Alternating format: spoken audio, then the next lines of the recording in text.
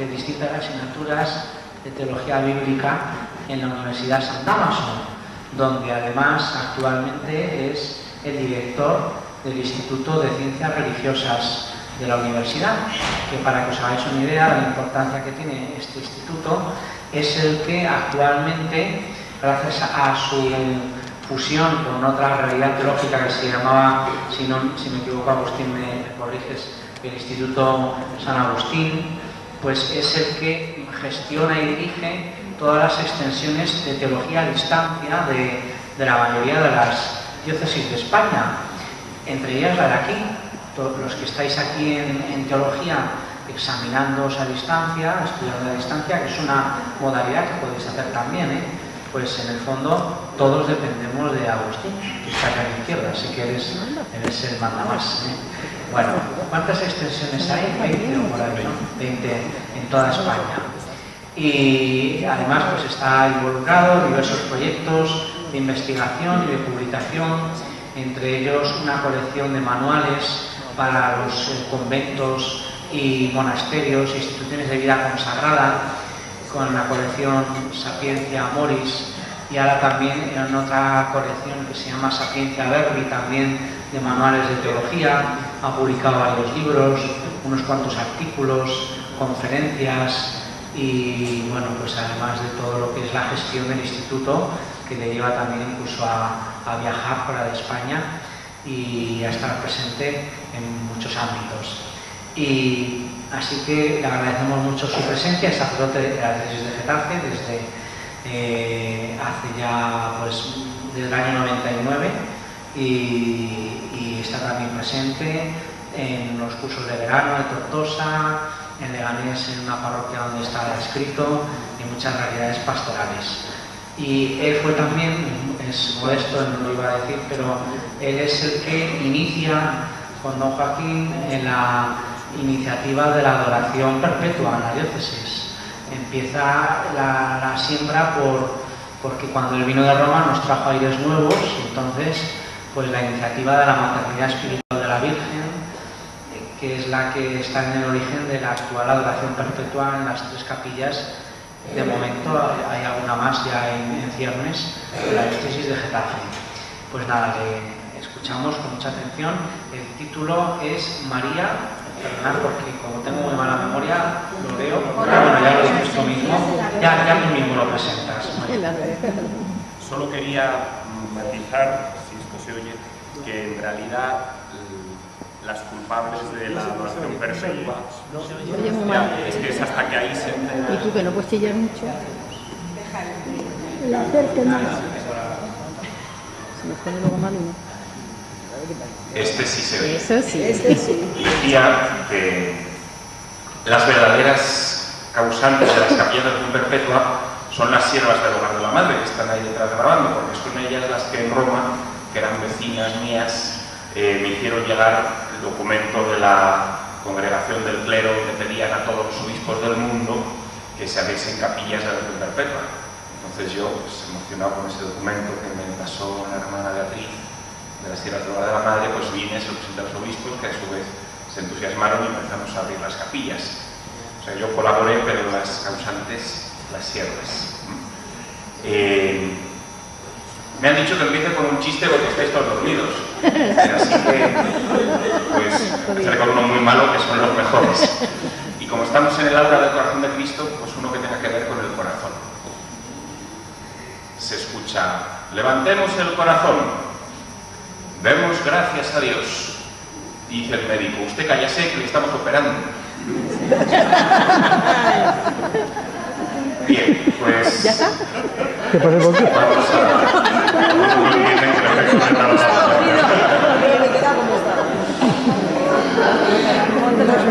Para los que ni el efecto retardado que le estaban operando, estaba diciendo, pues abrir el corazón, pobre operando, pues muy devoto él, se pensaba que estaba en misa. Bien, dicho el chiste, yo creo que ya algo se han despertado, ¿no? El título de la conferencia. María, colaboradora esencial en la redención. Veíais en el tríptico de la jornada que aparecía la palabra corredentora. El mismo Monseñor Munilla la ha mencionado en su ponencia, respondiendo a don Pepe Jurado, que le preguntó si no sería dogma de fe hablar de las apariciones de la Virgen, y él subrayó: no puede ser proclamado como dogma de fe una actuación concreta, salvo las relativas al misterio de la Encarnación, sino verdades sobre la fe, como podría ser María, Madre de Dios, es un dogma, María Virgen o María Corredentora. Como yo no tengo el dominio sobre el PowerPoint, cuando yo haga así un chasquido, pues significa que tiene que pasarse la diapositiva. Entonces, a ver si funciona este método arcaico. Sí, funcionó.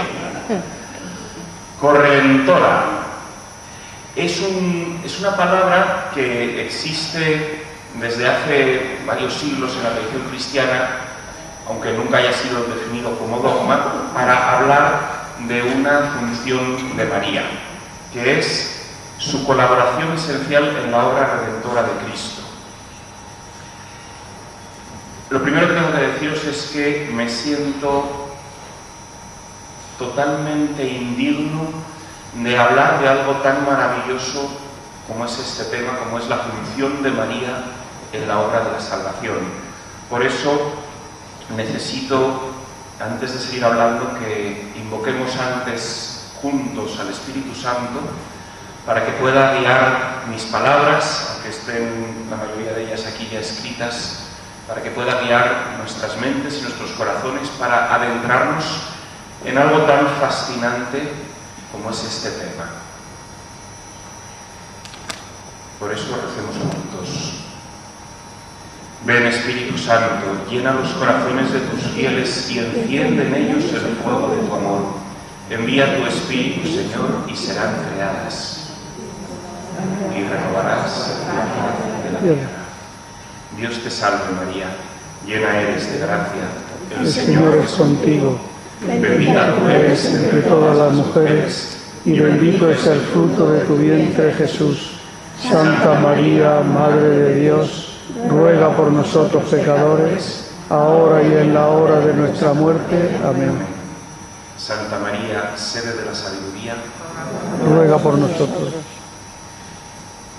Bien, pues ahora sí nos disponemos a adentrarnos en este gran misterio, y como veis en la presentación, un modo de definir qué es corredentora es lo que tenéis ahí: colaboradora esencial en la obra redentora de Cristo. ¿Cómo es esa colaboración de María?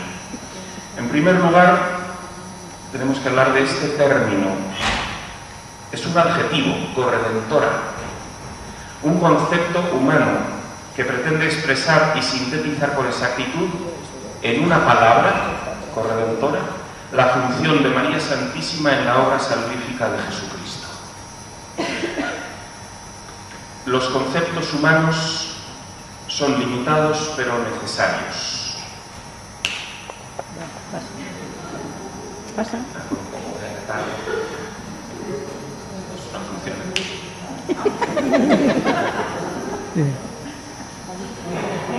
No, te has pasado. El primero es para que despierte y el segundo para que vea. Sí. Las palabras humanas que necesariamente usamos para entendernos, los términos que empleamos en teología, son siempre limitados, por definición. Son vocablos de un lenguaje en sí finito, incapaz de expresar plenamente la realidad de Dios y su obra.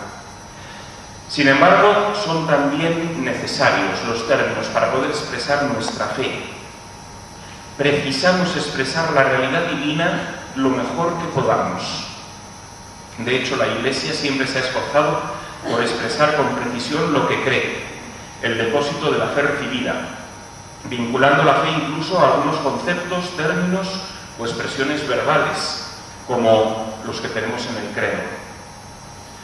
Por una parte, cuando la Iglesia ha intentado expresar la fe, ha usado a veces palabras ya existentes en el lenguaje común, Y estas palabras a veces han sido reelaboradas, redefinidas o se les ha añadido connotaciones nuevas, como por ejemplo el concepto latino de persona. Cuando en la fe se habla de las personas divinas, se toma este término persona que ya existía en el lenguaje común, pero se redefine, haciendo evolucionar su significado a lo largo del tiempo, y la Iglesia acabó empleando, por ejemplo, este término para referirse al Padre, al Hijo o al Espíritu Santo, las tres personas divinas. En otras ocasiones, lo que ha hecho la Iglesia ha sido inventar palabras nuevas para expresar su fe, porque no había ninguna del contexto normal que les fuesen útiles. Por ejemplo, inventó una palabra nueva griega, homoousios, que significa consustancial, cuando decimos en el credo largo, que el Hijo es de la misma naturaleza que el Padre. Pues eso en realidad es homoousios, es decir, que es igual de Dios que el Padre, aunque no sea el Padre.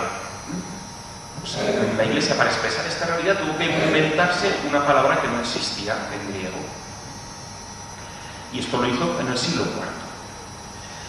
La necesidad de usar palabras para expresar la fe ha obligado a la Iglesia a definir bien el significado de cada término, porque claro, cuando usas una palabra, a lo mejor esa palabra no la entiende igual el de la izquierda que el de la derecha, o que el del norte o que el del sur. Entonces hay que acotar muy bien qué significa esta palabra cuando se usa teológicamente. Por eso mismo, a la hora de usar este término de corredentora aplicado a María, debe explicarse su contenido y su conveniencia o su no conveniencia, para que no pase, por ejemplo, lo que sucedió en el mencionado previamente siglo IV con la crisis arriana, cuando los cristianos de Oriente y Occidente no se entendían y se rechazaban mutuamente porque usaban palabras que a cada uno le daba un significado distinto. Entonces unos acusaban a los otros de triteístas, los otros les acusaban de otra herejía, porque usaban las mismas palabras pero les daban distintos significados. Por eso es fundamental describir bien qué significan los términos. Así pues, por la importancia de comprender bien el contenido de los conceptos, trataremos de explicar con la mayor precisión y simplicidad posible qué significa para nosotros el título de corredentora. Punto 2. Síntesis de la obra salvífica. Bien, estamos aquí. Claro, para hablar de corredentora, antes hay que dejar muy claro qué es la redención, aunque sea muy sintéticamente. La redención y salvación del género humano se ha realizado por medio de la encarnación del Verbo de Dios, por medio de que la segunda persona de la Trinidad se haya hecho hombre, y de un modo especial en el misterio pascual de Jesucristo. Este misterio pascual comienza en la Última Cena y concluye en Pentecostés. Y el momento culminante del misterio pascual es la pasión, muerte y resurrección de Cristo.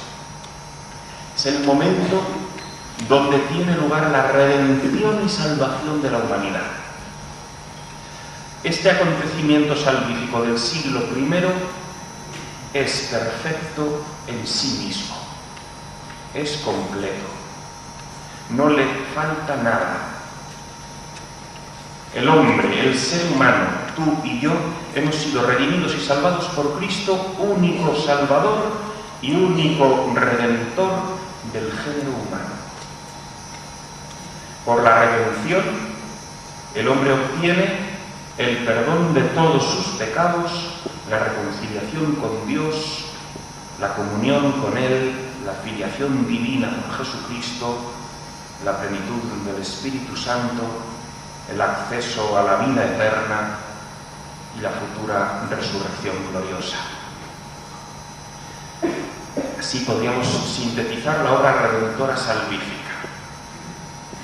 Bien, para que esta salvación, que ya es perfecta en sí misma, en el misterio pascual de Cristo, que tiene lugar en el año 33-34 de nuestra era, para que esta salvación alcanzase a todos los hombres de todos los tiempos y de todos los lugares, Jesucristo fundó la Iglesia con todos los elementos necesarios, entre los cuales sobresale la sucesión apostólica, que es como la columna vertebral de la Iglesia.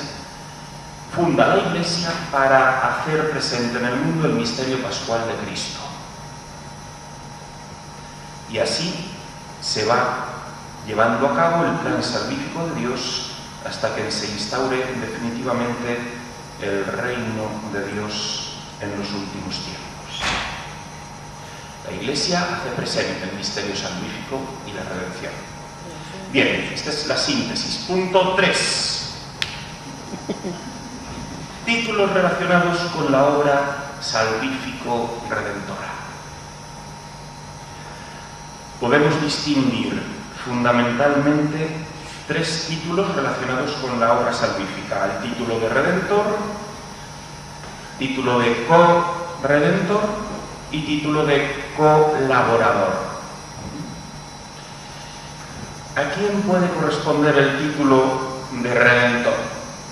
Bueno, ya han salido los 3, echamos para atrás para ir al de redentor. Redentor es aquel que redime y por tanto perdona y salva. El redentor, para poder perdonar el pecado, debe ser necesariamente Dios, que es el único con poder para perdonar pecados. A su vez, para poder redimir al género humano, debe ser de la misma naturaleza humana, es decir, debe ser hombre. ¿Y por qué? Porque la obra de la redención no podía ser un simple acto de Dios desde el cielo diciendo, bueno, que os perdono, que quedáis redimidos. No bastaba eso.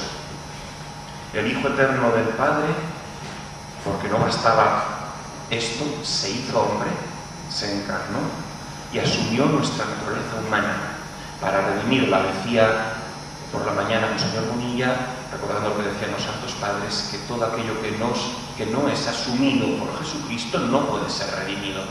Si no asumía nuestra naturaleza humana, esta no podía ser redimida. Asimismo, el Redentor, para vencer al pecado y a la muerte, debía asumir sobre sí todo pecado y él mismo experimentar la muerte, es decir, morir verdaderamente y vencer a esta muerte resucitando definitivamente. Todo esto es lo que sucede en el misterio pascual de Cristo. Y por eso a Cristo y solo a Cristo le corresponde el título de Redentor. No podríamos atribuir, digamos, con plenitud de sentido el término de Redentora a María. En primer lugar, porque no es de naturaleza divina. Y en segundo lugar, porque no fue ella la que llevó a cabo el misterio pascual, no fue ella la que asumió la cruz, pero sobre todo no participa de la naturaleza divina, con lo cual el título de Redentor solo pertenece a Cristo. Siguiente título, paso al de colaborador, no al de corredentor, porque el de colaborador es sencillo. ¿Y a quién podemos llamar colaborador de la redención?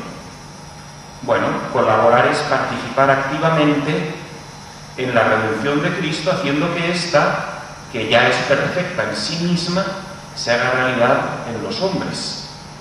Así podemos llamar colaborador de la redención a ayudar a cualquier cristiano que ayude con su vocación y por lo tanto colabore con la misión de la Iglesia en hacer presente en el mundo la salvación de Cristo, su misterio pascual.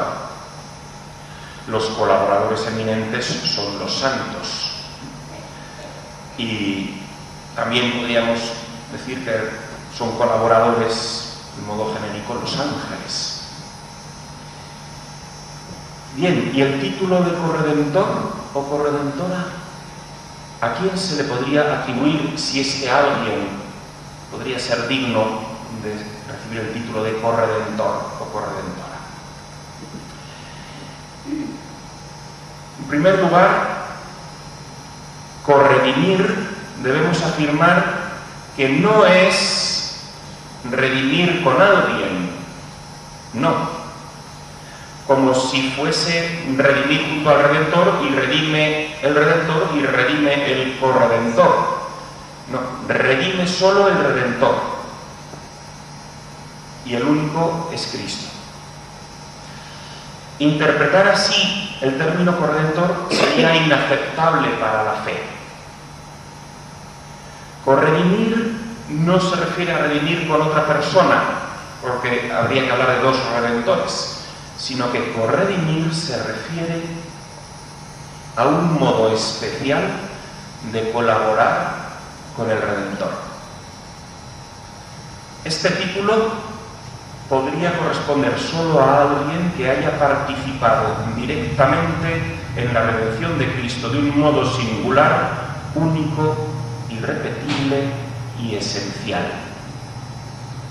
No se trataría, por tanto, de una acción redentora distinta a la de Cristo, sino vinculada esencialmente a la de Cristo. El título corredentor expresa, en primer lugar, una colaboración que haya sido directamente necesaria para que se dé la redención. Es decir, que sin esa colaboración no habría tenido lugar la salvación. Y primero, María, en cuanto Madre de Dios, primer dogma mariano, la maternidad divina, María, en cuanto Madre de Dios, con su hágase en mí según tu palabra, en el momento del anuncio del ángel, posibilitó la encarnación, que Dios se hiciese hombre. Esta acción de María, por tanto, es un acto directo y necesario para el plan salvífico, puesto que toda la carne y sangre humana del Redentor proceden de la humanidad de María. La humanidad de Cristo, ofrecida como expiación en la cruz, procede enteramente de María. Sin María, Dios no se habría hecho hombre y no habría podido morir por nosotros y ser el Redentor. Asimismo,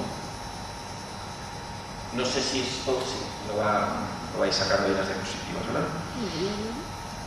Por lo tanto, tiene una relación directa con el dogma de la maternidad, pero asimismo, puesto que la redención implica la victoria definitiva sobre el pecado, solo podríamos llamar corredentor a alguien que no haya sido nunca vencido por el pecado, ni por el original, ni por ningún otro pecado personal, sino que por el contrario haya vivido siempre lleno de gracia divina. Y precisamente este es otro dogma mariano, María Inmaculada.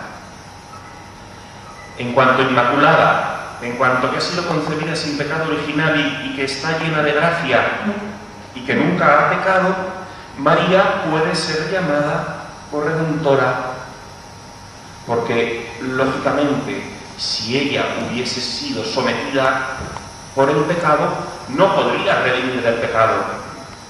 Solo podría ser corredentor alguien no vinculado al pecado. Siguiente punto. Puede ser corredentor solo quien haya tenido una vinculación esencial con el misterio pascual de Cristo y con su ministerio en la vida terrena. Con respecto a su ministerio en la vida terrena, tenemos una acción directa de María en las bodas de Caná, donde ella obtiene de su hijo el primer milagro para los hombres. Y aquí se manifiesta otra condición para ser corredentor: tener el deseo de traer redención y salvación a los hombres, como se expresa en el deseo de María, en su preocupación por los novios y en su deseo de felicidad y plenitud para ellos. Pero es sobre todo en el misterio pascual donde se da la redención, y también María está unida a todos los aspectos del misterio pascual. En primer lugar, la última cena. En ella, como en la cruz, el cuerpo que se ofrece por nosotros y la sangre que se derrama por la salvación de los pecados es dependiente de la humanidad de María, puesto que Jesús nace de María, toma de ella la humanidad. Ella le ha gestado en su seno y le ha dado el cuerpo humano que tiene, que a su vez se convierte para nosotros, su cuerpo humano, en nuestro alimento de vida eterna en la Eucaristía y en el propiciatorio de nuestros pecados en la cruz. Es el cuerpo nacido de María el que nos redime y salva. Pero además de la última cena, en la pasión, crucifixión y muerte de Jesús, María no solo le acompaña viviendo como testigo privilegiado ese acontecimiento, sino que además experimenta esa pasión y muerte internamente por la vinculación esencial con su Hijo, más que nadie de los presentes. Su propia y verdadera pasión, esencialmente unida a la de Cristo, se la anunció Simeón en el templo cuando Jesús era simplemente un bebé. A ti misma una espada te traspasará el alma. Y esto es lo que sucede a los pies de la cruz. Ella en los pies de la cruz es víctima viva y real, unida al único sacrificio redentor de su Hijo. El sufrimiento de la pasión es redentor. Y María está esencialmente vinculada a ese sufrimiento, al que seguramente también aluden los dolores de parto de la mujer vestida de sol del capítulo 12 del Apocalipsis. Pero el misterio pascual no acaba en la cruz, tiene un momento esencial en la resurrección, que es la victoria sobre la muerte y sobre el pecado. Y María experimenta la resurrección de Cristo no solo por tener noticia de ella, como los demás testigos de la resurrección, no solo por creer en ella, no solo por participar de la resurrección de su Hijo sacramentalmente por su pertenencia a la Iglesia, sino que su participación en la resurrección de su Hijo es total y plena en María, pues es la única que ya vive gloriosa y resucitada en cuerpo y alma con Cristo, dogma de la Asunción de María. Por último, también está vinculada al misterio de Pentecostés, culmen del misterio pascual de su Hijo, y aunque ella ya estaba llena del Espíritu Santo, invoca al Espíritu Santo con toda la Iglesia en Pentecostés, haciendo que con su súplica la Iglesia se llene de este don de la venida del Paráclito. Conclusión: María está esencialmente vinculada al misterio pascual, al acontecimiento salvífico redentor de la humanidad, donde Cristo nos redime por la ofrenda que hace de sí mismo. Por último, me salto un pequeño párrafo que saldrá con las publicaciones. Por último, puede ser llamado por Redentor aquel y solo aquel que haya vivido toda su vida como una ofrenda agradable a Dios, igual que Jesucristo ha sido ofrenda al Padre. Y es, entre otras cosas, lo que expresa la perpetua virginidad de María. Ella ha sido siempre de Dios, siempre ha estado consagrada a Él, viviendo en cuerpo y alma como posesión suya y de nadie más, del mismo modo que su Hijo, el Redentor. Ella es la esclava del Señor. En conclusión, a María le puede corresponder el título de corredentora, gracias precisamente a las 4 verdades dogmáticas afirmadas sobre ella. Madre de Dios, le da la humanidad, sin pecado, inmaculada, ha vivido el misterio pascual unida a su Hijo de un modo esencial, ha sido la siempre virgen, siempre ofrenda agradable a Dios, y está participando plenamente de la resurrección gloriosa de Cristo, y es la única criatura que participa de ella ya en la actualidad, porque nosotros hasta la resurrección final no lo haremos. Punto 4. En el capítulo 3 del Génesis, capítulo en el que se introduce el pecado en la historia de la humanidad, se anuncia ya una salvación, y una salvación vinculada al Redentor, a la corredentora y a sus colaboradores. En el mismo momento en que entró el pecado en el mundo, Dios anunció la victoria definitiva sobre su causante, el diablo, representado por la serpiente en el relato de Adán y Eva. Y lo hace con estas palabras que le dirige Dios. Fijaos que Dios no acusa ni a Adán ni a Eva, sino que les pregunta ¿qué habéis hecho?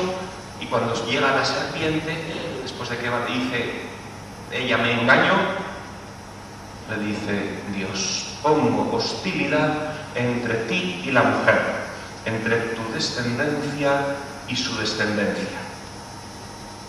Esta te aplastará la cabeza cuando tú la hieras en el talón. He ahí la promesa de victoria definitiva sobre Satanás. Ella te aplastará la cabeza.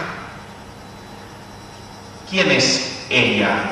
¿Quién llevará a cabo dicha victoria redentora, aplastando al que da origen al pecado? Pues según la versión hebrea, esta te aplastará la cabeza remite a la descendencia de la mujer. Tu descendencia, la humanidad, será la que venza y se alude al grupo de los redimidos que obtendrán la victoria final. La humanidad acabará venciendo.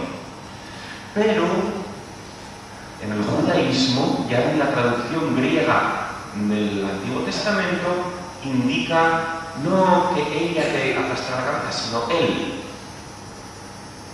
Y ese él no puede ser otro más que el Mesías, porque no hay un referente masculino en el texto.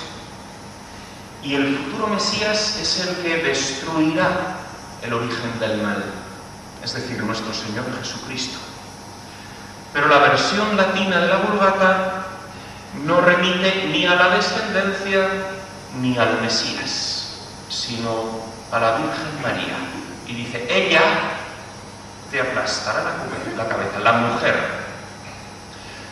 porque María es la nueva Eva que vence al pecado. No tenemos que optar por una de las tres traducciones. Las tres pertenecen a la tradición de la Iglesia y las tres juntas anuncian el misterio completo. Cristo destruye el pecado, con María corredentora, y esa victoria se extiende a todos nosotros cuando nos hacemos colaboradores de la redención. Así pues, en este primer anuncio de la salvación, no en vano se le llama a este pasaje el protoevangelio, el primer evangelio, podemos ver recogidos todos los protagonistas de la obra salvífico-redentora, al Redentor, a la corredentora y a los colaboradores. 5. La redención en la historia salvífica.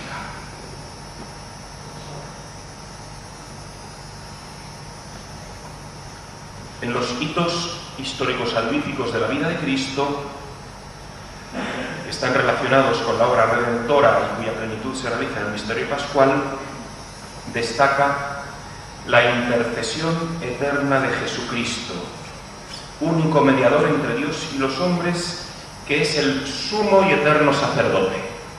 Carta a los Hebreos. No solo murió por nosotros en la cruz y resucitó 3 días después, sino que está constantemente intercediendo por nosotros como sumo y eterno sacerdote. Es decir, siendo el eterno redentor, actuando como tal durante toda su vida. Él, por medio de la Iglesia, sigue siendo el único pastor, maestro y salvador de la humanidad. Su salvación llega hasta nosotros a través de los sacramentos de la Iglesia, en la que Él ejerce su único sacerdocio, uniendo en Él a los hombres con el Padre. No en vano está sentado a su derecha. Ahora bien, María ha sido asociada también a la mediación única y eterna del Hijo, del eterno sacerdote. Y por eso no solo está vinculada a la redención en el momento del misterio pascual, sino a lo largo de todo el sacerdocio de Cristo que Él ejerce a lo largo de toda la historia de la Iglesia. Cuando, como decía Monseñor Munilla, Jesús le encomienda a la Iglesia en la cruz, le dice: mujer, ahí tienes a tu hijo, está diciendo, ahí tienes a toda la Iglesia a la que encomiendo bajo tu maternidad y a la que vas a estar cuidando como madre durante toda su existencia.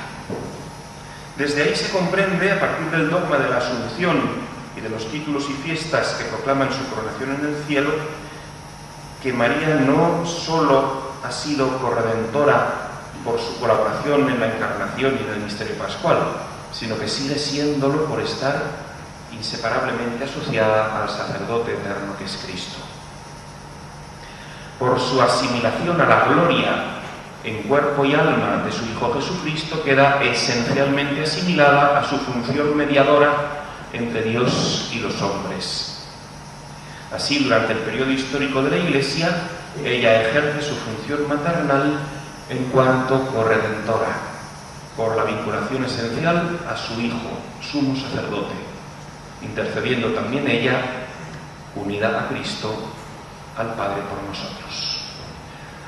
Conclusión: la afirmación María corredentora quiere expresar el papel único de María colaborando con el único Redentor del mundo. Es un título que ya emplea la tradición cristiana desde hace mucho tiempo para expresar esta vinculación esencial de María a la acción salvadora de su Hijo, que es una acción perfecta en sí misma. Y podríamos quizá inventar otros términos o expresarlo con otras palabras, y sería perfectamente lícito, pero la verdad es que no parece haber otro término que exprese mejor esta realidad. Y para terminar, una última parte que viene bien a colación de lo que se ha hablado esta mañana y algunos han preguntado. Bien, esta verdad sobre la función esencial de María en la redención, expresada con el término corredentora, ¿sería conveniente que se proclamase como dogma? ¿Sería conveniente que el Papa proclamase un quinto dogma mariano, otorgando a María el título de corredentora? ¿No bastaría que, bueno, es algo que ya se vive en la tradición y gran parte de la Iglesia así lo vive y así lo cree? ¿Sería importante o conveniente que se proclamase este dogma? ¿No nos alejaría más de los hermanos protestantes? Bueno, pues quiero abordar en el final de esta ponencia este asunto. Sobre todo porque me llamó la atención unas palabras que encontré casualmente de Santa Teresa de Calcuta, una santa querida por todos nosotros y muy reciente. Ella, en una carta del 14 de agosto de 1993, decía, bueno, lo decía en inglés: la definición papal de María como corredentora, mediadora y abogada traerá grandes gracias a la Iglesia. Repito, la definición papal de María como corredentora, mediadora y abogada traerá grandes gracias a la Iglesia. Ella tenía el profundo deseo de que se proclamase este dogma, porque estaba convencida, no sabemos por qué, porque no lo explica, es una nota breve que está registrada, la última diapositiva del PowerPoint, de hecho, es una foto de esa carta. Estaba convencida de que supondría un gran bien para la Iglesia hacer esto.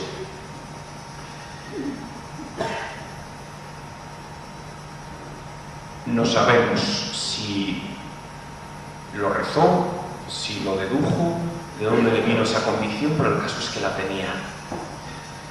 Ahora bien, esta afirmación nos suscita, al menos a mí, me suscita numerosas preguntas. ¿Por qué depende una afirmación pública y solemne del Papa que Dios derrame gracias sobre la Iglesia, como afirma esta santa? ¿Eso es propio del plan de salvación de Dios? que dependa de una afirmación dogmática que se derrame en gracia sobre la Iglesia? Porque estamos de acuerdo que está muy bien que Santa Teresa de Calcuta crea que María merece esos títulos. Incluso el magisterio y la tradición se los han otorgado a María en distintas ocasiones. ¿Por qué entonces la importancia de proclamarlo dogmáticamente y no simplemente dejar que quien quiera lo crea y ya está? ¿Qué gana la Iglesia con ello? Aparte de un posible disgusto por parte de los hermanos separados, tan sensibles a los aspectos marianos, o distintas disensiones dentro de la Iglesia. ¿Qué podría ganar con esto? Pues yo le he dado vueltas a si esto es acorde a la pedagogía de Dios o no, y quiero compartir mis reflexiones al respecto. Un primer punto, una reflexión bíblica que me parece interesante. Acudamos al padre de nuestra fe, Abraham, con quien Dios inició la historia de la salvación hace aproximadamente 4 milenios. Allí encontramos luz en las primeras palabras que Dios le dirige. Cito: «Sal de tu tierra, de tu patria y de la casa de tu padre hacia la tierra que te mostraré. Haré de ti una gran nación, te bendeciré, haré famoso tu nombre y serás una bendición». Atención. «Bendeciré a los que te bendigan, maldeciré a los que te maldigan, y en ti serán benditas todas las familias de la tierra». Fin de la cita, Génesis 12, 1-3. Es curioso que Dios, desde el principio, bendiga a uno solo y no a todos. Pero sobre todo es llamativo que haga depender la bendición para todos los demás del hecho de que bendigan a este que Él ha escogido y bendecido. Dicho con otras palabras, en su plan, Dios quiere bendecir a todos a través de uno. Estamos muy acostumbrados a oírlo, pero no nos llama la atención, pues que os llame la atención. Quiere bendecir a todos a través de uno, a condición de que esos todos se sumen a bendecir al que Dios ha elegido. Y si lo bendicen, recaerá sobre ellos la misma bendición de Abraham. En cambio, si lo maldicen, su misma maldición caerá sobre ellos por llamar maldito lo que Dios ha declarado bendito. La conclusión es obvia.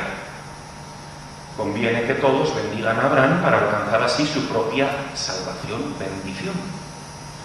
Dios les exige salir de sí mismos y reconocer su elección, aunque les pueda parecer injusta o arbitraria. Cito a un famoso exegeta francés, jesuita, Paul Beauchamp, sobre este pasaje de Abraham. Dice: el elegido es el único por excelencia, el bendecido, pero bendecido a favor de todos. En torno a este individuo, a este separado, va a girar el destino de todas las familias de la tierra, es decir, de la humanidad. Bendeciré a los que te bendigan, maldeciré a los que te maldigan. Pregunta: ¿deberán reconocer entonces los hombres la autoridad de Abraham, honrarle y en definitiva adoptar sus creencias? Respuesta: solamente tendrán que bendecirle, puesto que la única alternativa consiste en bendecir o maldecir. Puesto que esto es así, hay que concluir que maldecir es una posibilidad real. Los hombres tendrán la tentación de maldecirle, a él y a Dios a través de él. En efecto, ¿por qué haber bendecido a uno solo?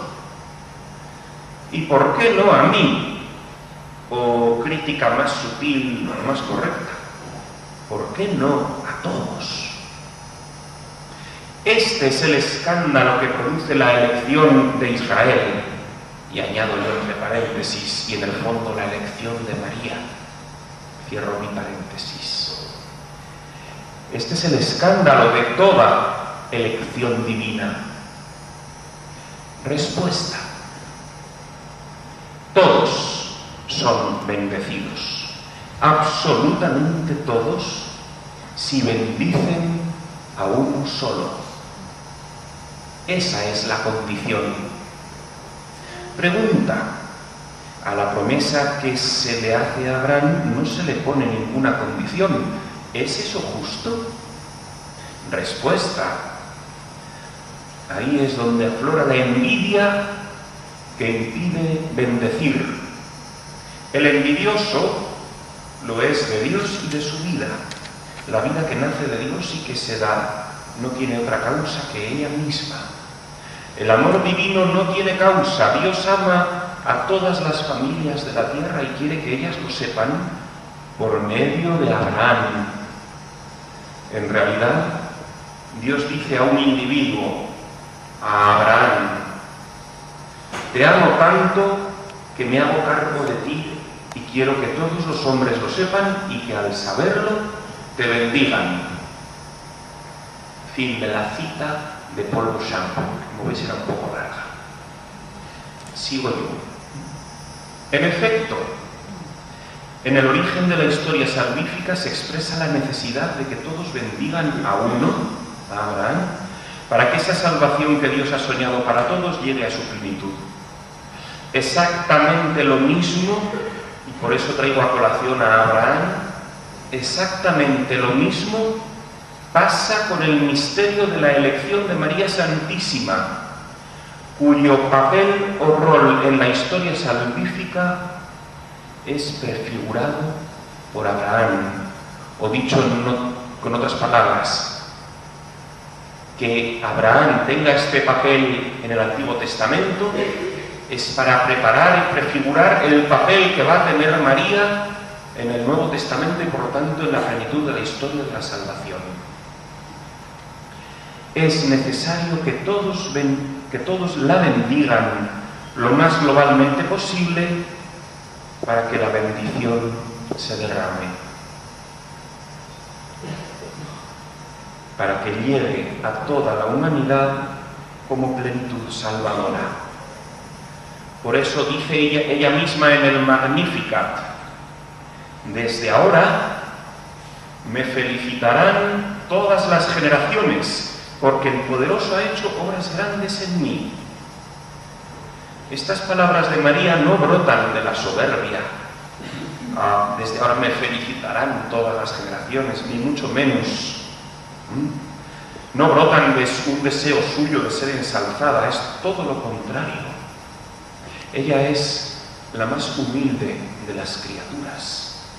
Esas palabras del Magnificat proceden de haber captado en su profundidad la dinámica salvífica de la elección de Dios, de descubrir que todas las generaciones, al felicitar y bendecir a María, hija fidelísima de Abraham, su fruto más puro, hacen recaer sobre sí mismos no solo la bendición del patriarca de la fe, sino la propia bendición de la Madre de Dios.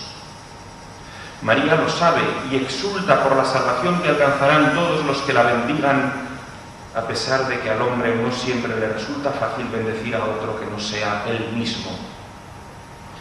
Ya le sucedió a Caín, que en vez de alegrarse fraternalmente por la bendición de Abel y unirse a ella, beneficiándose así de esta, tuvo envidia. Caín quiso ser él el elegido, el bendecido, y por eso perdió toda bendición. Vuelvo a nuestro amigo Paul Beauchamp. Cito: reconozcámoslo. Dios pide algo imposible. La historia de Caín, que mató a Abel porque Dios prefería la ofrenda de este último, era ya buena prueba de ello. La luminosa llamada de Abraham se abre a múltiples peligros. Dios ha pedido a las naciones que lo bendigan. Hay que preocuparse ya por Abraham y ver por anticipado una sombra sobre el futuro de las naciones a las que Dios pone la difícil prueba de pedirles que bendigan a su elegido.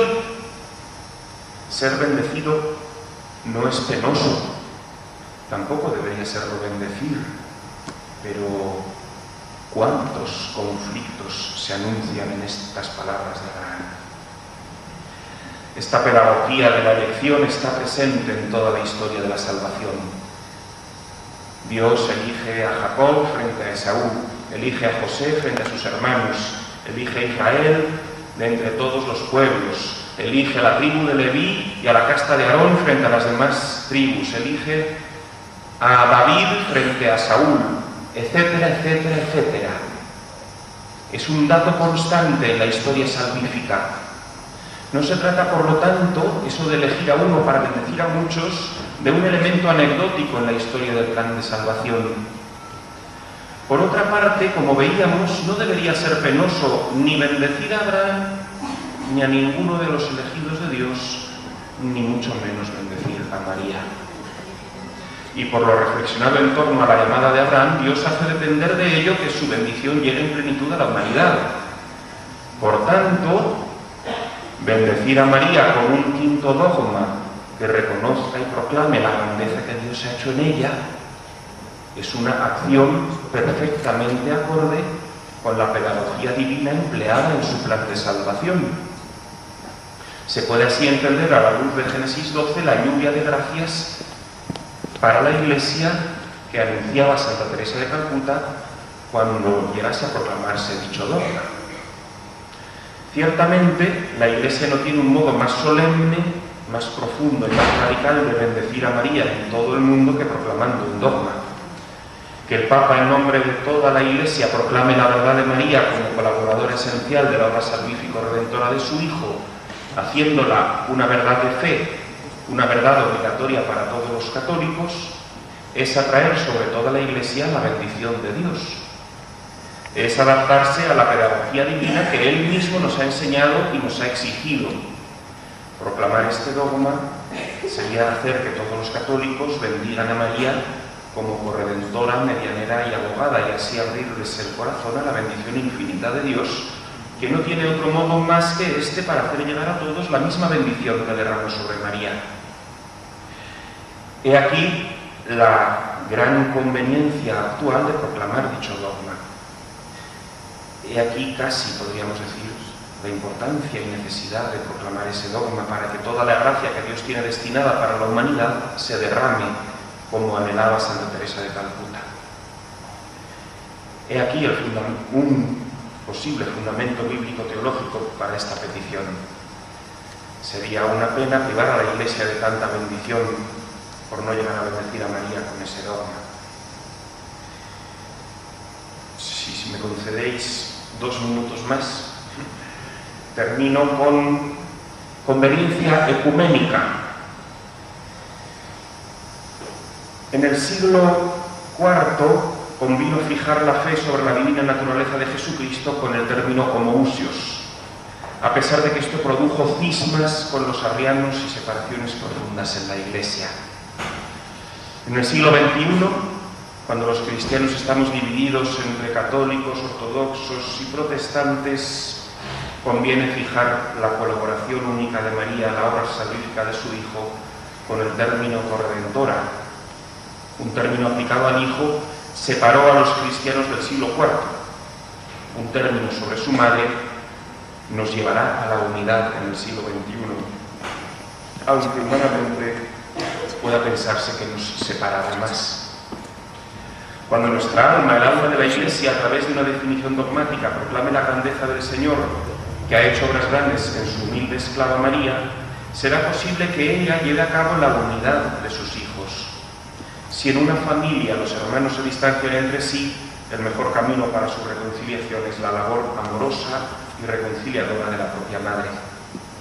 La unidad de los cristianos no será fruto de los esfuerzos humanos, que no obstante nunca deben faltar, sino que será un don del cielo a través de María, que es aparentemente el obstáculo del ecumenismo, pero solo es aparente. Ella, como madre, es la única capaz de reunir a sus hijos separados en una sola familia. Y termino con una reflexión sobre la conveniencia dogmática de proclamar un dogma. Hay una necesidad actual de profundizar y dejar claro el papel único y especial de la colaboración de María en la obra redentora y salvífica de Cristo, que debería cubrirse con este quinto dogma, que como hemos visto está en perfecta armonía con los 4 dogmas previos. Se haría así justicia a la realidad intercesora de María, constante en la historia de la Iglesia. Como botón de muestra, el Ave María es sin duda la oración más veces elevada al cielo en la humanidad. Ella intercede por nosotros ante el Padre constantemente. María, abogada nuestra, aunque solo fuese por la oración del Ave María, es la gran intercesora del mundo. Ahora bien, dogmáticamente hablando, ¿por qué proclamar esta verdad en un dogma es conveniente y salvífico? ¿Por qué? Porque Jesús resucitado les dio el Espíritu Santo a los apóstoles y les dijo: lo que atéis en la tierra quedará atado en el cielo, y lo que desatéis en la tierra quedará desatado en el cielo. Estas palabras del Evangelio de Juan no se refieren solo al poder de perdonar los pecados, sino también de desatar el poder salvador encerrado en una verdad dogmática. Así, cuando la Iglesia proclama un dogma, está descorriendo el velo de una verdad, descubriéndola y haciéndola patente al mundo. Al manifestar dicha verdad, está desatando una fuerza salvífica, permitiendo que ésta entre en el mundo. Cuando la Iglesia dice: María es así, es Madre de Dios, es Virgen, es corredentora, pone luz en un aspecto, pone verdad y permite que esa verdad sea recibida y se desencadene el dinamismo de la gracia. Por tanto, si la verdad de María corredentora fuese proclamada como dogma, se hará partícipe de los beneficios de esa corredención a todos los cristianos. La verdad es salvífica en sí misma. Afirmar que María lo redime potencia esa acción de María por el valor performativo de la palabra dogmática de la Iglesia, que no solo informa a los fieles de cómo es la realidad, sino que también actúa eficazmente en la salvación del mundo al acoger dicha verdad, hacerla suya y proclamarla como dogma. Muchas gracias por vuestra atención.